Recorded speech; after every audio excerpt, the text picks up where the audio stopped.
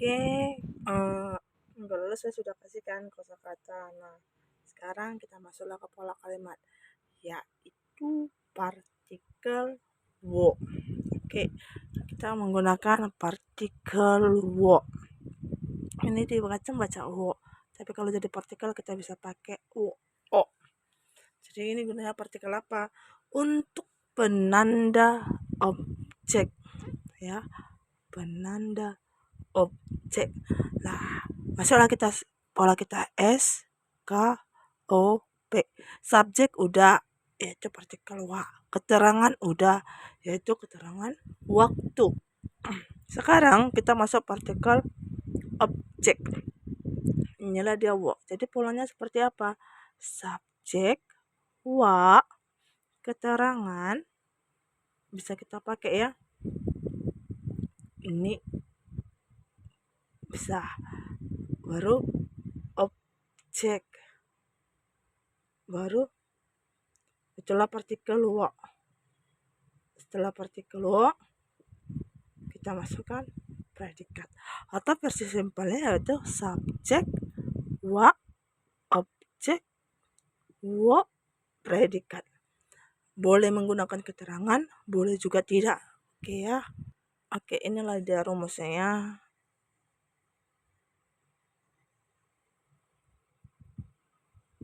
Boleh yang pakai keterangan, boleh yang tidak.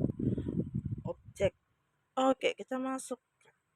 Nah, sebelumnya kita udah pelajarkan predikatnya apa yang sering. Misalnya ada contohnya, saya belajar bahasa Jepang. Oke, saya sebagai subjek, belajar sebagai predikat, bahasa Jepang sebagai objek. Ya, kita pakai berarti ini yang tanpa keterangan. Oke, saya belajar bahasa Jepang. Oke, kita masukkan. Saya adalah watashi. Baru partikel watashi apa? Wa. Baru belajar bahasa Jepang. Apa yang ada duluan? Bahasa Jepangnya. Bahasa Jepang ialah Nihon, itu Jepang. Tambahkan dengan go-nya yaitu bahasa. Berarti watashi wa Nihongo. Baru masukkan partikelnya, objeknya. Oke, baru masuk predikat. Predikatnya adalah belajar, yaitu benkyou shimasu. Itulah dia. Watashi wa Nihongo benkyou shimasu. Oke, itu contohnya ya. Oke, bisa ya. Watashi wa Nihongo benkyou shimasu. Watashi wa Nihongo benkyou shimasu. Oke, kita masuk contoh yang kedua. Misalnya kita gunakan keterangan waktu. Kayak gini misalnya. Tadi pagi saya membeli roti. Tadi pagi saya membeli roti. Oke, kita tentukan dulu jabatan kalimatnya. Oke, jabatan kalimatnya apa? Tadi pagi sebagai keterangan waktu.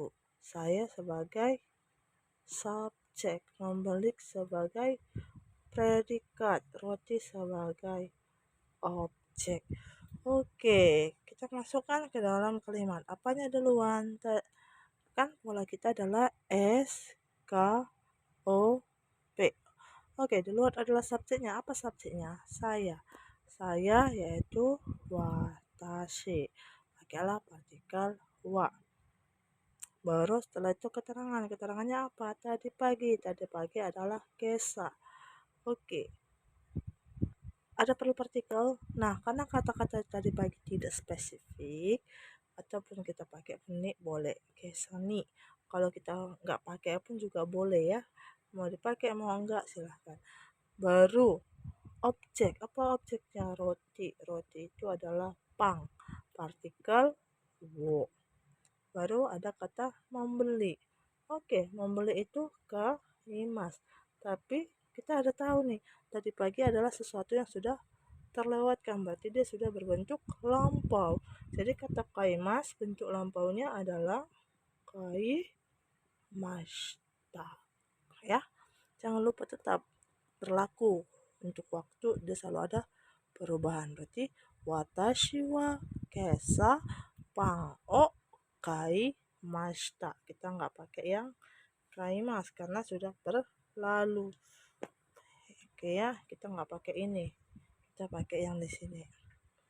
Oke ya, watashi wa kesa pang o kaimashita.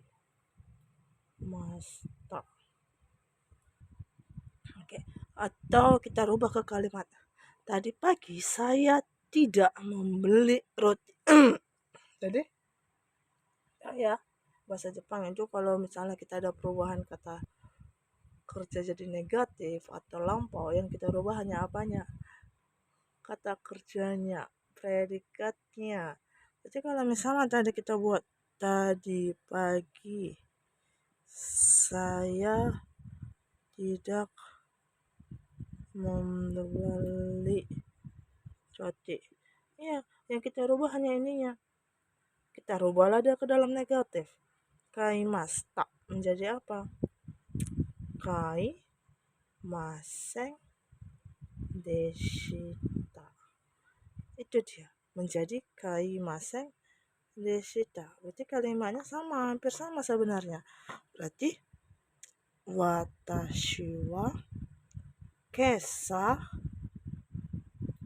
pang o kai maseng deshita. Itu dia ya.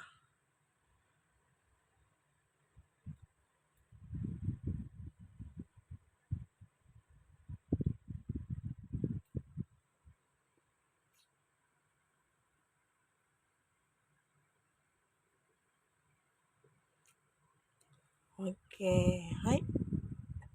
Silakan dicatat dan tugasnya membuat kalimat menggunakan partikel wo dalam bentuk lampau dan tidak. Berarti ada dua ya, satu bentuk present, satu bentuk lampau menggunakan partikel wo.